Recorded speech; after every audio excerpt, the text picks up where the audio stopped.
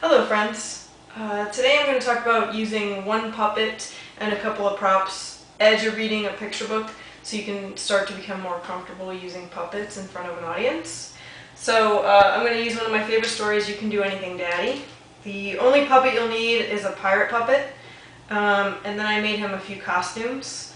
So it's just a 1 8.5 by 11 or 9 by 12 piece of felt. Comes like that, so I just cut a hole in the center and it fits over him sort of like a poncho. And as the story is told, the pirate turns into different kinds of pirates, a gorilla pirate, a robot gorilla pirate, and a robot gorilla pirate from Mars. So this is an easy way to use with just one puppet while you're telling the story. The kids get a kick out of it.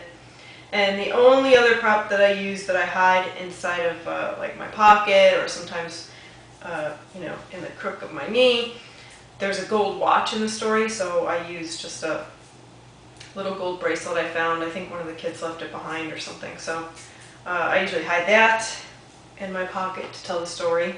So this is one way that you can start practicing using puppets and getting comfortable.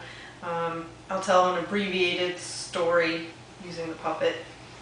Just so you can see how it goes, but here it is. So here's my little pirate. So usually I just have him in my lap like this, and then I start. So, all right, friends, we're going to start with a story about a pirate. So I hope you're feeling brave. So this is my friend, and he actually doesn't have a name in this story, so usually I ask the kids to come up with a name for him. So they come up with something different every time. So once we find a name for him, I say, okay, great, we'll call him Jimmy today. Hey, Jimmy. So Jimmy loves bedtime stories, as I'm sure that you do.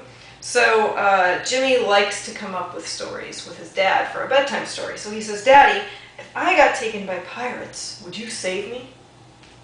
What do you think Dad says? Yeah, of course. Of course, son. Uh-oh. You guys feeling brave? Here we go. Here's the pirate. Arg. And there's Jimmy. So the pirate takes Jimmy. Arg. So every time he waves like this, or goes like this with his little hook, maybe you can help me, you could say arg. Okay? Ready? Let's practice. Arg. Great. But Daddy, what if they had a boat? Daddy says, I would swim after them. What if there were sharks in the water? I would build my own boat and chase them. Alright, boys and girls, this is where the story gets a little bit sillier. So, are you ready? Because the pirate is going to have a costume. Alright, here we go. Jimmy says, Daddy, what if they were gorilla pirates? Oh boy, have you ever seen a gorilla pirate? Me neither. Uh-oh, there he is. Arg! So the story continues, and I change his costume, and it's really easy. I could do it with one hand, just putting it over him like that. Really easy. Near the end of the story, they're trying to take him, the robot gorilla pirates from Mars, try to take him in a spaceship, and that's when I usually put the book down, and usually a little bit more subtle than that, but I'll get the gold bracelet out, and I tell the story. So, Daddy, what if they were going to take me into a spaceship and send me into outer space? And Daddy says, I would make them stop. So I ask the kids, how do you think we can make the pirates stop? And sometimes they do think about something gold, so then I, usually slip this into my hand, so I go like this. I would make them stop, and I would hypnotize them. And the kids get a kick out of this, right?